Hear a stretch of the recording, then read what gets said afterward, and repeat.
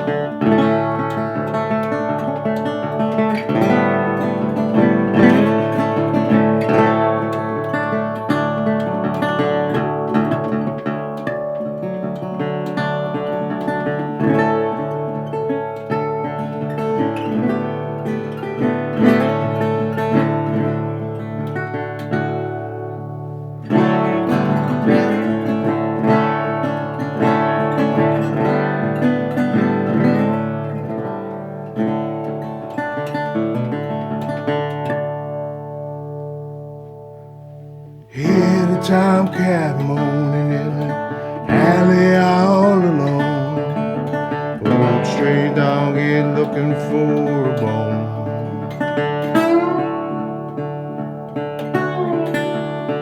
That dog is in the cans and mean just like him. Just an old gray stray trying to get along.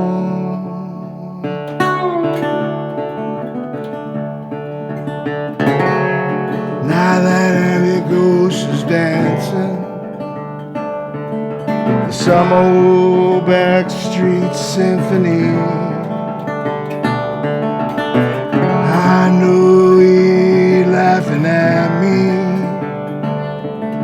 'cause I'm too blind to see.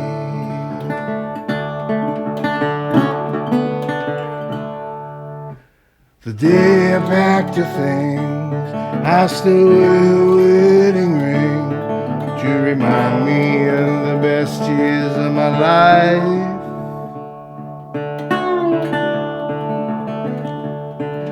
I buried her that day, raining late in May. She was my best friend and my wife.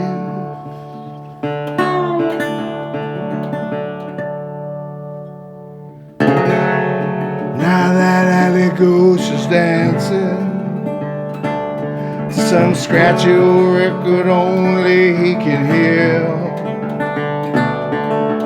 I know he laughing at me,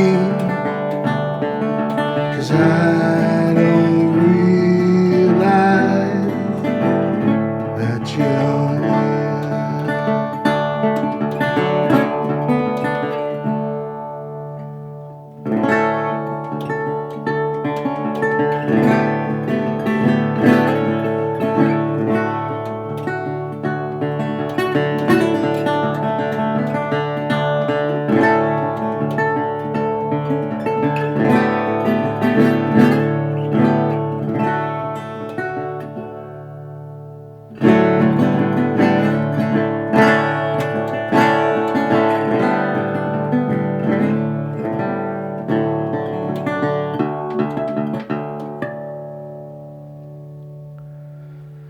The nights are getting colder, my bones are feeling older. Don't think I'll make it to the dawn.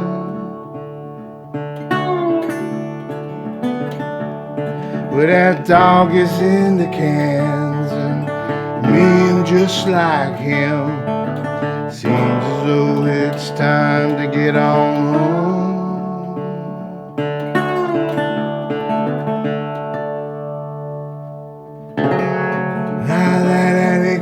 Is dancing. Only this time I can see he no longer laughing at me, 'cause now I know you've come for me.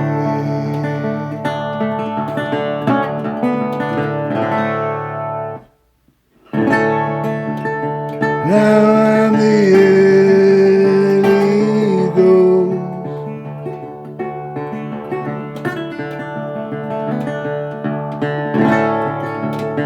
Now I'm the early ghost.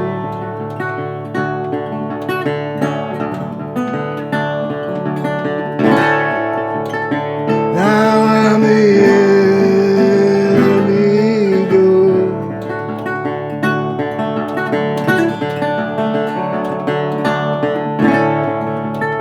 Now I'm the early ghost.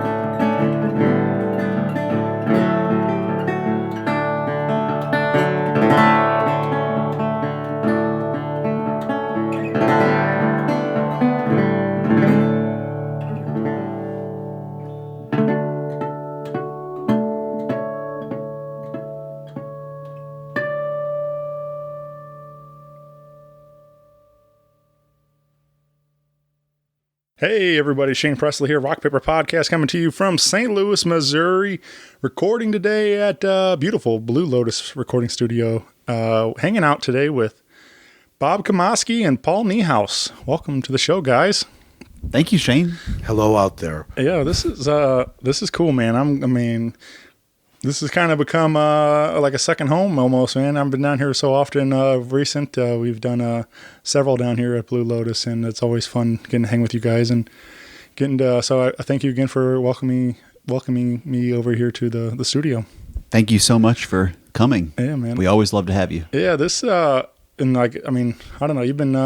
You guys been busy over here at Blue Lotus, cranking out all kinds of good music of all of our favorite St. Louis artists, and including all those Blues Society collections and everything. But we do have a big new record coming out from Bob. That's why we're here today to talk about that. We have so that'll be. Let's get into it. We will have July 27th is their big release party for the record Lost Time. Bob Kamoske on the Blue Lotus recording label, and that'll be available. Like I said, on the 27th at Off Broadway. Big party over there with Miss Molly Sims. It's a 7 o'clock start, or 7 o'clock doors, 8 o'clock start. $10 tickets, includes a copy of the album. So that's a great deal. Yep. Yeah. So, but let's get into it. I gotta say, this is our first time. Me and Bob met at Off Broadway a little bit ago. It was like that Great American Folk Scare show. Oh, that's right. That's what it was. Yeah. Yeah. So I finally got to meet Bob in person that night and introduce myself. But this is our first time really getting to properly talk instead of trying to talk at a show and stuff. So I thought this would be a lot of fun to get to know a little bit more about you and your music and everything else you guys been a part of down here. So so tell me, Bob, is you grew up always here in St. Louis, or where did you call home? I grew up in Milwaukee, Wisconsin. Okay. Back in the days when it was the Milwaukee Braves. Yeah. And then about 18, 19 years old, I hopped a Greyhound bus and spent 2 decades plus out on the West Coast and up around the West, traveling around and playing, and ended up here in St. Louis in the early 90s. Yeah. Was that for work or family, or what brought you to St. Louis? Well, that's a long story. Okay. Do you want to hear the whole thing? Sure. I mean, if you want to share, whatever you... Okay, well, I was playing and I broke my hand in a car accident and spiral fracture, and the doctor said after it was all done they had to put pins in, that I had to play as much as I could for a year because that's what as good as they're going to get. So I played hard for a year, then I stopped playing for a decade in the 90s. Oh, wow. And got married, had a kid, and know nobody out there, relation or anybody else. And my wife's family migrated to this area from Rochester, New York, and my son instantly had aunts and uncles and all that. And so I said, well, what the hell? Yeah. Right on. So you couldn't play guitar, or you didn't play guitar for a whole decade, you said? Pretty much. Man, that's crazy to shelf it. And what made you want to come back to it then? Well, that's a long story too. Right. We went on vacation towards I think it was the early 2000s or late 90s. I can't remember stuff like that too good. And right on the beach, Pacific Beach, where I used to live, and back in the wild days. And I was taking a walk, and I saw a bar down there, and one of my old guitar buddy friends, this poster playing at this bar that night. So everybody, my wife and my son were asleep, and I got dressed and I walked over there and walked around to the back, and there's Steve Wilcox, who played with Candy Kane and a bunch of people, and he was getting his stuff out of the truck. He goes, Bob, where how'd you come from? Blah, blah, blah, blah, blah. Hey, you're playing the set with me. And I went, man, I haven't touched a guitar in almost 10 years. He says, it's like sex or riding a bike. I don't care how long it's been. You don't forget. And I said, okay. So I played that set with him, and it was great. And on the plane on the way back, I started talking to my wife, going, I think I maybe could do this again. So when we got back, I went down to Monday nights jams with Solar Blues Band, and within a couple months, I was playing with them. Nice. I was still working, but I figured that now's the time. If I'm going to get my chops up playing with that caliber of people, I can't turn that down. Yeah. Broadway Oyster Bar down there, right? Yeah. That's like the longest running blues jam in the country, or something they say, something like that. That's right. Yeah. But yeah, that's crazy, man, to think that, to set it down and for that long and then come back and So I guess that kind of fueled the writing and starting to write these songs, or where did Yeah, it was good for me because, the 70s and 80s was like a rolling party, and I know a lot of guys my age that never took a break, and they're kind of jaded now because they're tired and they think of their guitar as to go to play a gig for money, and from taking that break, the best guitar playing's down in the music room. I practice and play more all the time than I had since I was a kid now. And I met Leroy Pearson, the acoustic blues guy, and went over to his house and, learned to use my thumb and got into all this resonator style, and then took acoustic music seriously and got into writing and stuff like that over the course of the next decade. Mm-hmm. Yeah, man, you playing that resonator, I love it, man. It's one, you don't see a ton of it. So when you see somebody doing it and doing it well, like, it's just very cool to me. It's very calming and peaceful. Especially listening to this record on the way over here today, like, it was just, I don't know, because it just, like, the simplicity of it, just you and the resonator or acoustic and stuff and playing, and it just, like I said, it's very, very relaxing to me. But I really dig your style and your playing, and seeing you live at Off Broadway that day was a real treat to, seeing you and telling the stories behind some of these songs and everything else. Like, that was a fun evening for sure. Well, thanks, man. That's what Paul and I, when we decided to do some recording here, we really talked about just keeping it basically a live performance down here and keeping it stripped down than just the essence of the songs. And if we do another one, or when we do another one, there might be a little bit more trappings to it, but I wanted this first one to be just real stripped, Mm-hmm. Just, I could basically show up someplace and do what's on the album. Right. Yeah. Who was the first one to give you a guitar as a kid?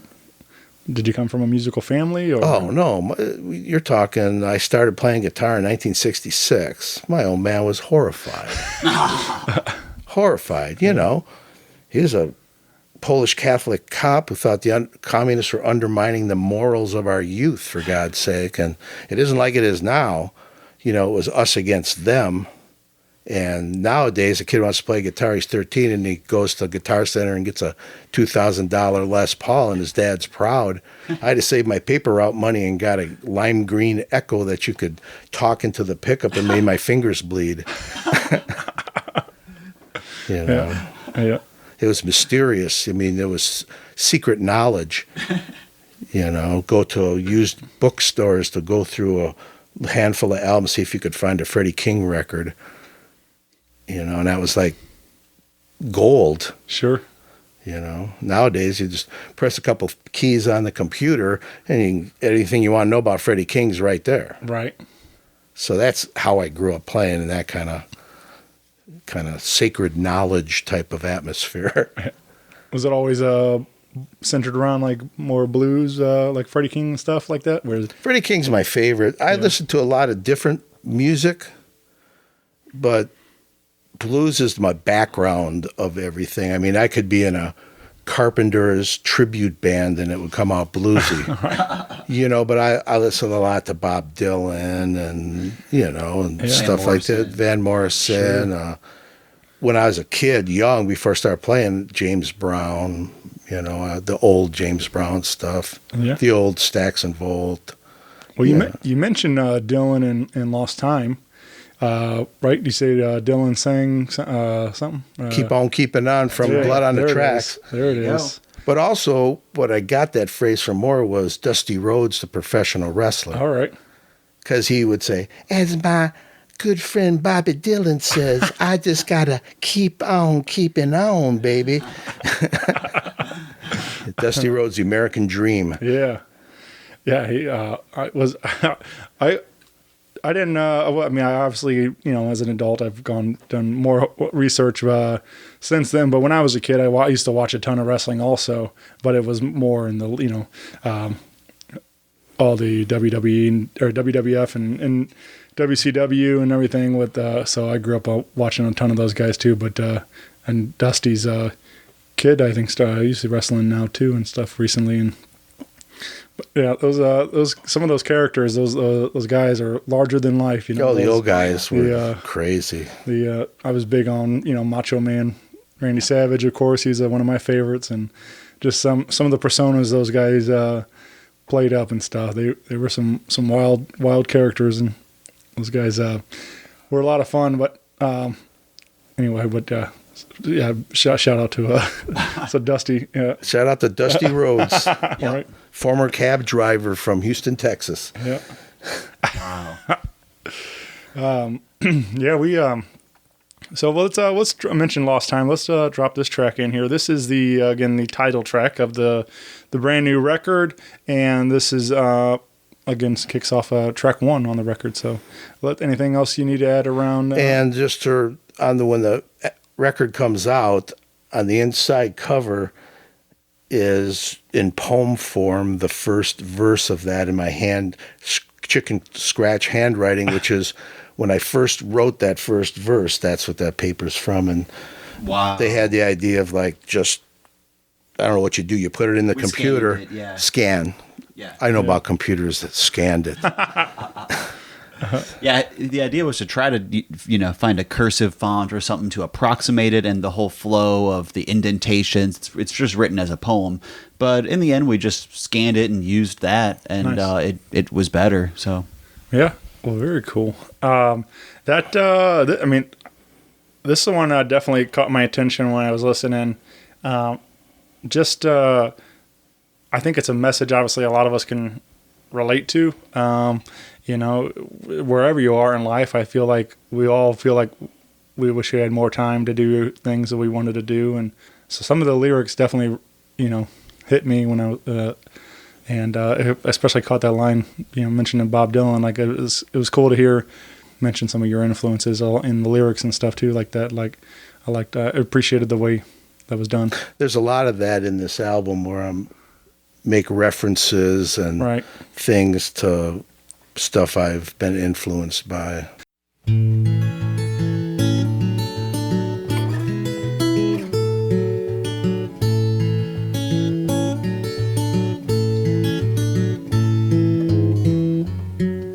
I've been waiting for so long,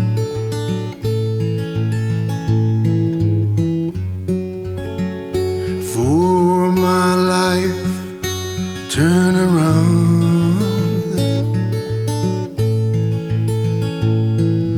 Sometimes I think it's my destiny that the low cards always dealt to me.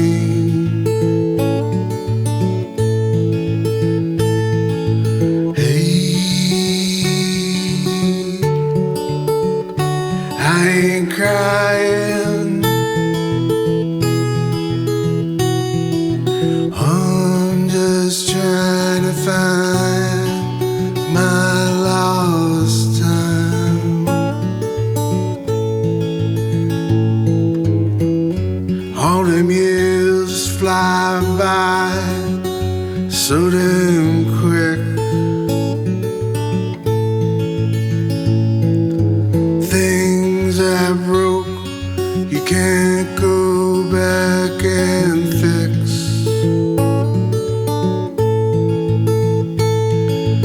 I can't even sit here and reminisce.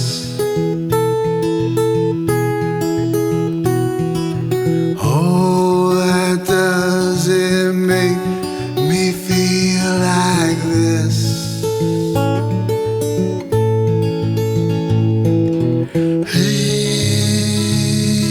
Hey, I ain't crying, I'm just trying to find my lost time.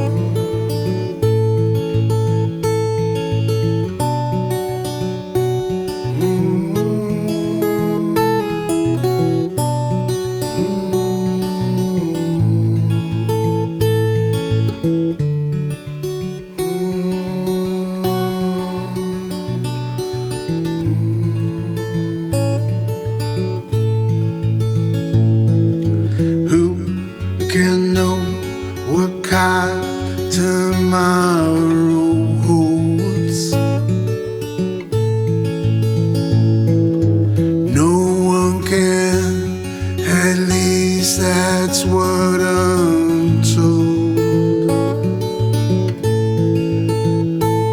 Now Dylan sang it, I just keep on keeping on. Someday I'll do right what I've done wrong. Hey, I ain't crying, I'm just trying to find my lost time. Hey, I'm gonna keep on trying.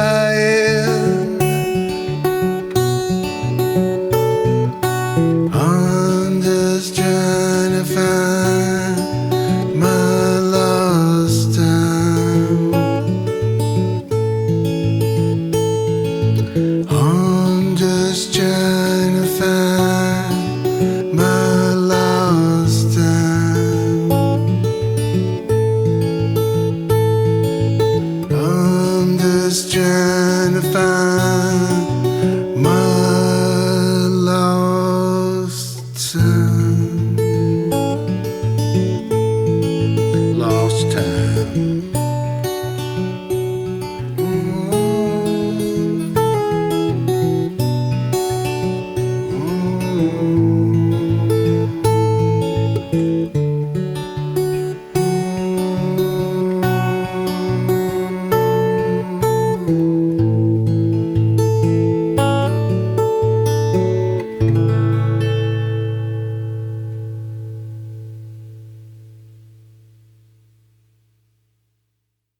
But yeah, this again a great tune. So this is just you and the guitar then, and Yeah, it's all just me and the guitar, either acoustic guitar or the resonator. yeah. Yep. All live. We cut the record in 2 days. Oh wow. And yeah. Yeah, 2 days, and we just did multiple takes of each one and the scoured best. Yeah. scoured over them and said this one or that one.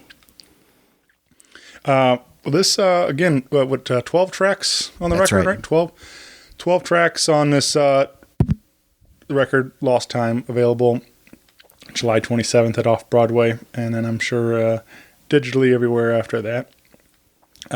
Is this the official debut, or do you have other albums out there, Bob? Or I've had actually 2 self-produced in my basement that I've sold off the stage over the last 7-8 years. The last one I did was all original songs. The first one was a lot of blues standards, and that's I knew to get something better, I had to get out of the basement and get into like a real studio. yeah. So how you and Paul get connected? Well, I've known Paul for a while, and when Jeremy asked me to do the recent compilation, I wasn't going to do it at first because I had these songs that weren't necessarily blues, and I didn't know if I wanted to get involved in that. And then I decided that, well, if I get down there in Paul's studio and we get along good, maybe I can coerce him into doing a whole album for me. And so when we were down there, we got done with the take for Lie, Lie, Lie. I just started playing Alley Ghost. Yeah. I'm And like, he came what's running, that? Wow, what's that, man? What's that? You got to do a record. So, Yeah, let's do a record. so the plan all worked out Right. and mutual. Yeah. Yep. So it all started with 18 and 18. Then that was that. Yep. You're talking about that recording, right? Yeah, plus my wife, a shout out to her when I was talking about doing, she says, go do it with him. You got to get out of that basement. You need somebody else, and don't sit there and be so much in your own head. Just trying to get you out of the house, huh? Just No, get it out of my head, my own head, because I can get down there and get lost in it. I mean, when we got done with the whole album, I went home and listened to it, and I had all intentions of coming back the next day to Paul and tell him, well, now that's a good demo. Now let's do the album. Right. And I told it to my wife. She says, what are you, nuts? And then I listened to it more. I said, okay. Yeah. Yeah, it's just that's a common artist thing. You Sure. know, I relate to that too. and it helps to just have someone else to listen and to talk about how they perceive it. Because if we just silo ourselves off, we can lose perspective, and it's something we all struggle with as artists. Yeah, I mean, even myself, like, I mean, I don't consider myself an artist, but doing this show, like, it took a long time to get comfortable listening back to my own recordings, and especially trying to edit my own show and different stuff. Like, it's a weird thing to get used to hearing back your own music or, you know, voice or whatever it is, and like, and then accepting that, and then like trying to make, you know, and figure out the best way to put that out there and stuff, and like, so yeah, I totally relate. I mean, that this show has made me understand a lot more, being, you know, what a lot of artists are going through and stuff. Because like I said, I feel like I've now I can relate on a more personal level, doing this show myself. So, but yeah, I've noticed talking to a lot of people, like they feel like that they're all kind of in their head, and they think they're always their own worst critic for sure. You know, they think all their stuff's, you know, terrible or whatever. As I keep telling them they're great and stuff, and it's hard for them to sometimes accept all that. But yeah, man, that I'm glad she talked you into doing that. Yeah, that's good. Thank you, Ellen. Yeah. Was this so you guys? Excuse me. You said you did all this in 2 days down here. Mm-hmm. That's pretty wild. I mean, obviously, being more of a simplistic approach to it all, but I mean, it probably moves a lot faster. But still, to think like just kind of went in there, knocked it out, and it sounds this great. Like, that's really cool to hear. So, well, we spent a lot of time in the mixing after those 2 days, right, and just how to present them, and what kind of, we wanted to have an orchestrated sound, you know, and have it flow as more of a,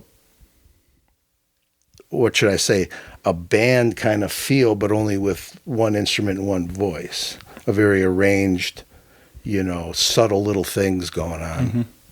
That was kind of my goal of achieving, and I think we did pretty close to that. Yeah.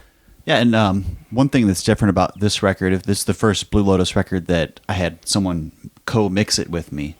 Bob was there for every minute of the mixing. Oh, nice. And so we did it together, and that was cool for me. It's always good to get someone else's perspective and methods and just ideas, because we did it a different way than I would have, and I love how it turned out. So that was fun. Yeah, that's I think that's one of the things like I love most about what we have happening here in St. Louis and in our music scene and stuff is that, you know, even going behind the board and stuff, but like just having that collaboration, you know, all these people, different people working together, and, you know, like having just the open mind to accept something different, you know, like you're saying, totally. You know, like you just, hey, I've never tried this, but let's give it a shot, and it works, and you opened your mind to something completely different you never thought of. So yeah, what's cool is when we were mixing it, and post-production, I guess is the technical term. Yeah. You know, I found very quickly that Paul was listening for totally different things than what I was listening for. So between the two of us, we had a lot of bases covered. Yeah. You know, and it was really, that part really worked out good, and it was really cool. Yeah, very nice. And again, this is all recorded down here at Blue Lotus Recording Studio. So if you're in the market, come visit Paul down here. Give him a call and see if you can't get in the studio as well. So thank you. Yeah, man. But like I said, I appreciate everything you've been doing for me, having me down here and stuff. Like I said, it always feels like home when I walk down here and get to hang with you guys. So, but let's mention you kind of touched on Lie Lie Lie, and this was, you said, originally appeared on the compilation. Yeah, the St. Louis Blues Society 18 and 18 record. Yep. Yeah, and we did play this one live. And is there anything else we need to share around Lie Lie Lie? Any stories behind the lyrics or anything, Bob? No, sometimes some of my lyrics pull from personal experiences, kind of, sort of, but most of them are these little stories I make up in my head. I start goofing around with a lick, and then like a little movie comes out. But there is a funny story about this song. Okay. There's a lyric in there in the last verse of my favorite line of the whole song where it says, you even got a girlfriend and I hear she looks like you. And when I wrote that, I was thinking of maybe the woman was full of herself and looking in a mirror, you know, and that's why she's like lying to him all the time. And I played it one night at BB's and I got done. I played that song and then took a break, and this little cute little, they could have been even hardly old enough to be there, little lesbian couple come up, body piercings and tattoos, a whole shot, and tell me how cool it was and how like an old, obviously straight guy with me would be singing about losing your woman and she's messing around with another woman. And I kind of stopped and went, in my head, I'm going, what are they talking about? And then I went, oh yeah. So now when I sing it, that's what I think about. And the whole thought of that lyric has changed because of somebody coming up and talking to me. Yeah. It's cool. Yeah, it's a good story. Yep. Absolutely true. Yep.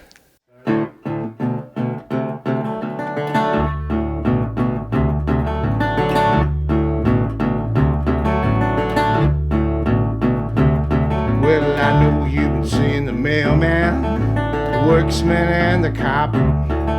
You even got that weird woman that living down the block. And then you lie, tell me I'm the only one. Try it, and then you lie.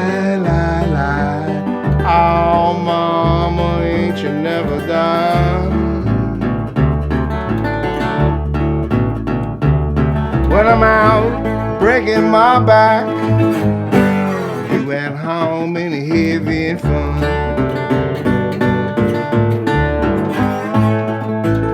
I know you got a doctor, you're driving with the hack. You spend the better parts of your day, baby, doing this and that. And then you lie, tell me I'm the only one. Oh, don't lie to me, baby. And then you lie. Oh, mama, ain't you never done? Oh, you never done. When I'm out breaking my back, you at home and having fun. Oh, don't lie to me, baby.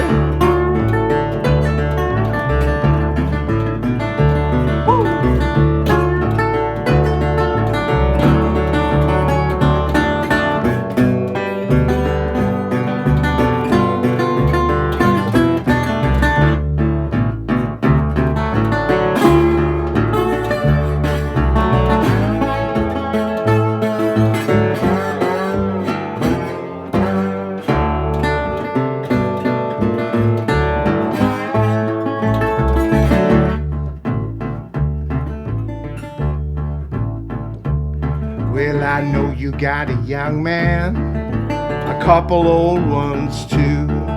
You even got a girlfriend, and I hear she look like you. And you lie. Ain't you never done? And then you lie. Oh, baby, I know you're never done.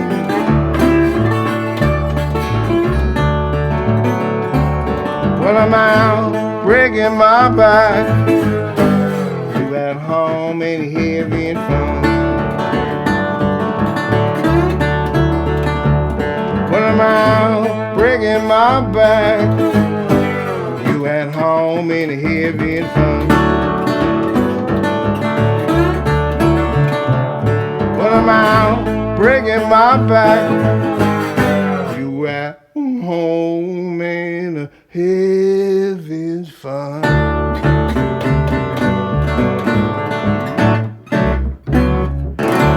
Don't lie to me, baby.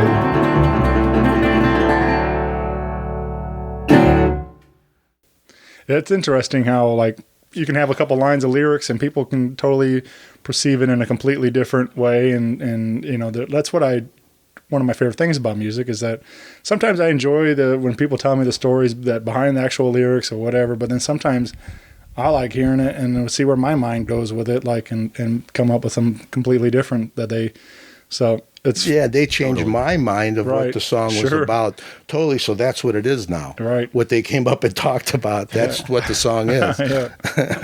But that's a cool thing, man. So again, is this you said it appears also on the compilation? Is it the same recording or did you guys It is. re-record Yeah. it? Yeah. This one is, yeah. Okay. Yeah. Nice. Yeah. So grab both those. Grab the compilation, and then pick up a copy of Lost Time when you're at the show. Again, you can get a copy with your ticket for $10 at the release party. Let's get more into this night. This is again July 27th at Off Broadway. Tickets available now at offbroadwaystl.com. And again, at 8:00 music starts. We'll have Miss Molly Sims kicking off the night. And she's also recorded with down here Blue Lotus, right? Yeah, we're working on a full-length album. She was also on the 18 and 18, and a fantastic singer-songwriter. Can't say enough good things about her. Is she playing solo that evening, or Yes. yeah, Yes, yeah. right on. Yeah, that'd be a nice treat. I haven't seen her playing out as often recently. I know she just played a gig the other night, but I haven't seen her in a while, so I'm excited to get to see her play, and especially just her and the guitar is gonna be pretty cool. So, She's a badass. oh yeah, for sure. That word was invented for her. Yeah. Yep. Yeah, definitely. She's definitely a badass. She embodies that completely. So, Yep. So yeah, we'll have Miss Molly Sims, and then as far as your set, is it just Bob and the guitar too, or are you going to join him, Paul, or? Well, we're kind of working on that. Yeah. I don't want to plan too far ahead, but I think I'm going to do some myself, and Paul's going to play bass on some, and then we have like Kevin O'Connor might even play brushes towards the end of the set to bring it up a little bit. Yeah, nice. Some variety. Yeah. Some variety. I might even, and if the spirit moves me, I might even pick up the old Telecaster and play some electrical guitar towards the end. Yeah, and that's one of the coolest things about Bob is he's multifaceted. The whole acoustic resonator guitar and singer-songwriter, that's one whole thing that he does, but he's also a world-class electric blues guitar player, like traditional blues guitar, and soul guitar, rock guitar. He's just an educated guitar player, so Yeah, yeah. that'd be fun. Oh, it's not good. Educated. Well, yeah. Edumacated. Edumacated. I don't want to waste that 4th grade education. Right. Well, yeah, like in this, I was really impressed with this record. Like I said, and you mentioned when you said we're talking about the story of BB's and writing the songs and stuff, and like you said that you're kind of a little movie starts in your head, and that's exactly how I feel with a lot of this music. I don't know, maybe one day I'll get into like maybe making music videos or something, because I hear music sometimes and I start visually, putting stuff together in my mind. But when I listen to this record, that's the first thing that I kind of think of is like, I feel like it belongs in a movie. It belongs like in a soundtrack to a movie and stuff. Just like, like a nice,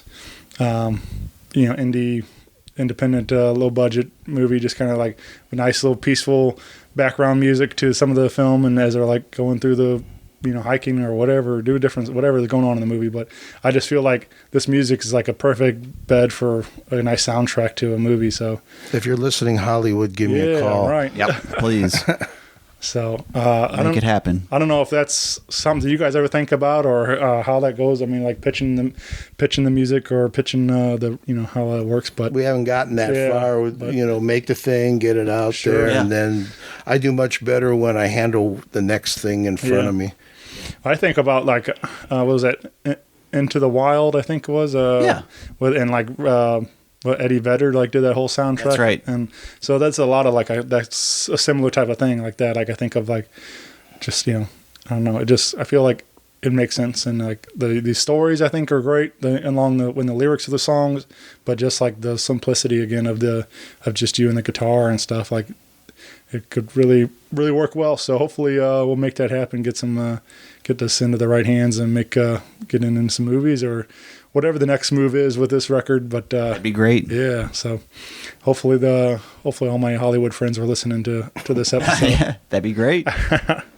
Again, well, you mentioned the release party several times, but you do have another regular,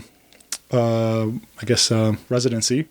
First and third Fridays at Venice, playing happy hour over there. And that's It's real casual, a lot of storytelling and joking. There's a handful of regulars that come in, so it's cool. It's almost like a little house party type of thing, you know, and I bring a different guitar and play a different set of stuff every week. Yeah, man. And it's, you know, sometimes I'll bring an amp and play electric, and the guys that are regulars will shout off. A couple of weeks ago, one goes, "When Cries Mary," and I just scratched and thought of me being 15 years old playing that song, and I got through it. There you go. That's a good one. Yeah. Yep. So you never know what's going to happen there. Oh yeah. Well, I mean, I think that's any time of the night. You never know what's going to happen over there. You know, who knows? Anybody playing over there, it'll be all kinds of people just stop in and join in sometimes, and different jams and all kinds of stuff. So, but that's just a great spot, a great hub for music. I mean, they're always got a lot of great live music at Venice, and yeah, it's where, I mean, I was telling you guys off mic, I hadn't been there in quite a while, but I just recently went back a couple of times, and it felt good to be back in there because it's just a cool space. There's every time I go, there was like something new to see, like on all the art on the walls and everything, and the patio. And I don't know if I ever told you guys, but I actually did a podcast over there in the boat bar one night, and that was a lot of fun too. So I recorded with Zach Squatch that works totally there and stuff, and we sat there in the bar, and we're in the middle of recording, doing the podcast, and people start walking up, like trying to buy drinks, and they're like, we're like, oh no, we're just doing a podcast, you know. So anyway, it was really funny, and we had a great time hanging with Zach, and he shared some of his songs and stories on the show, and he's definitely a character for sure. I also play once a month out at way out in Festus at a Cajun restaurant called Tetros. So shout out to all the friends I've made out there. I've played there once a month for the last 3 years. Nice. In beautiful downtown Festus. Yeah. Yep. You guys, you wanting to do more traveling with this record when it comes out, or do you have any plans of that kind of stuff? I definitely want to start playing more. The last couple of years, haven't played a whole lot, maybe half a dozen times a month, but because I've been really downstairs a lot trying to really sort out what I wanted to do, recording and stuff. So with this, I'm open to anything now. Mm-hmm. Well, you can get involved. You can find Bob hopefully coming to a town near you soon. We got the official Facebook page and Instagram. You can get involved socially and find him there. Do we have a website going? BobKamoske.com. There it is. Simple enough, man. So yeah, find dates, find the record when it's available here soon, and Blue Lotus website would be where you can find the album and everything. BlueLotusRecordings.com. Yeah. And you guys, I noticed we did a little live video too, but you guys also there's a lot of live videos on the YouTube and the Facebook page, right? A lot of content. Yep. A lot of live video of you guys playing down Those here. are the actual recordings. Oh yeah. We put up 3 so far from the record, but the whole record we did record video, so we'll probably trickle some more of those out pretty soon. Nice. So we got them all. Yeah. You don't get to see my face too much because of the pop screen. I'm a notorious pee popper. Admitted. Yeah, it's real. It's just it's put on some hi-fi headphones or put it on your stereo and just watch. You'll be there in the room with the artist. So. Yeah, very cool. And you guys have some really great photos. I noticed out there too, including for the album cover and stuff. Oh, sweet! Shout out to Jackie, my girlfriend. She does the graphic art for the label, and nice. she did the photography and the layout. So yeah. Yeah. Shout out to Jackie. Yep. But yeah, I noticed those, and they all looked real sharp. You and hanging out with the Resonator around St. Louis and stuff. There was some real nice shots. No makeup or hairspray involved. All natural. Well, very cool, guys. This has been a ton of fun. I really appreciate you all taking some time out to hang, and I can't wait for everybody to hear this record because, again, like I said, anybody that's a fan of blues and acoustic blues stuff like this, for sure. I mean, it's a must-have for your collection. And but come pick up a copy July 27th at Off Broadway. $10 tickets includes a copy of the album. And it'll be set up for like with seats. Oh, nice. So you can like sit down and not have to stand. And there might be some like higher normal bar tables in the back, but we're going to try to get like seating kind of for like watching. Sure. Yeah. Yeah, that'll be intimate. Yeah, man, that'd be nice. And Off Broadway, I mean, it goes without saying, it's one of our favorite rooms in the city for sure. It's a great spot. Always. Sound man's really good there. Yeah.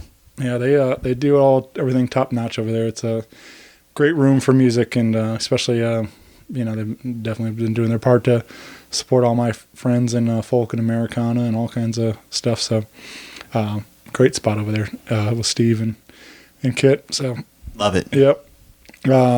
But is there? I'm guessing this is 12 songs, and I figured if you've been doing this for as long as you said and I'm sure we got another big collection of songs ready to roll. He's got dozens and dozens more already written. I got a backlog of probably 50 songs, between the Resonator and acoustic guitar, and songs that I wrote a long time ago in the 70s that I don't even remember.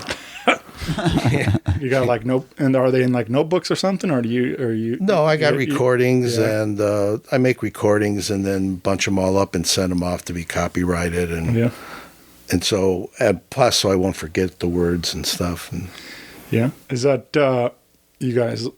Hopefully, maybe we'll get into recording some of those. But are you looking into? Is you going to stay with this? You think, or are we going to move into that more of electric sound too, or what are you feeling? Well, I want to, on the next one, I kind of want to have some orchestration, but something that not, it's hard to explain. As if you would take a template, I like the very old J.J. Cale type of sound, that laid back, very sparse. Or one of my favorite albums of all time is like Astro Weeks by Van Morrison, where he's got odd instruments, and stuff like that. And maybe put on electric for a couple of solos, but, as far as electric, I don't write a lot in the strict blues idiom because I feel that Willie Dixon already wrote all the best songs there was in blues, and I don't really feel connected to writing that minor, more blues as a background, but like out from there. Right. I don't know what you would call it. Bob music. Yeah. Well, let's close this out with one more, and then this is you and the Resonator. I feel like this one showcased you're playing a lot more. This is Sitting Back in the Gates of Eden, and this one again caught my attention. I really enjoyed this track, and but is there anything around this one? Yeah, there's a story on this one. Definitely. Right. My friend Bill Chrisman from Joe's Cafe made a sketch for me based on a R. Crumb sketch of this old character sitting on the other side of a fence with a fire going and an empty bottle. And he just pencil drew it, kind of altered it a little bit so we're not... And I never really used it for anything. It was on my Facebook page for a while. And that song is kind of based on that sketch. The old guy sitting kind of homeless behind with the fire, old guitar and a fire. And the Gates of Eden is that fence, and then there's a bar in the background. Right, nice. Yeah, man, I'll have to go see if I can find that picture. But that's cool to like hearing like that. Just that one piece of art can kind of inspire a story and the thoughts to go into wanting to write a song about it now.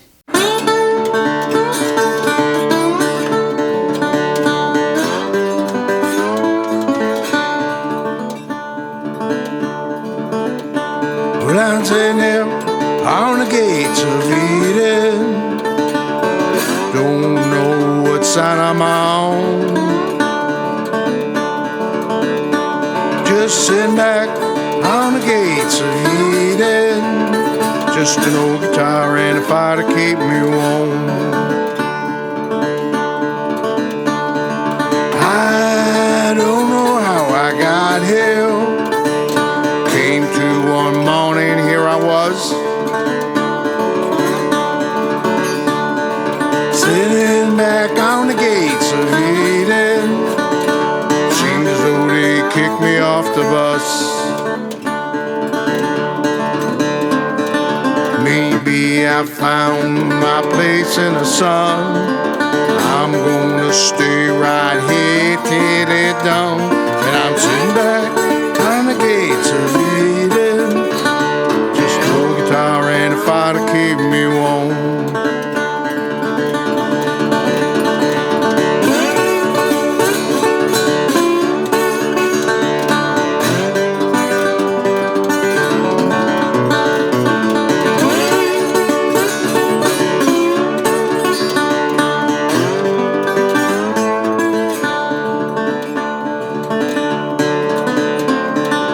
Maybe I found my own paradise.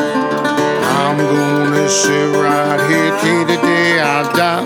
And I'm sitting here on the gates of Eden. Just an old guitar fire to keep me warm.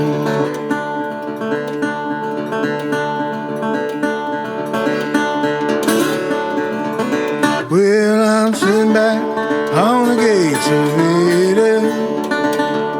Don't know what side I'm on.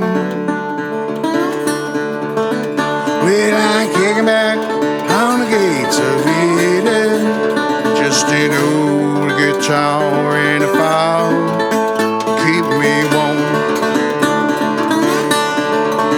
Just an old guitar and a fire keep me warm.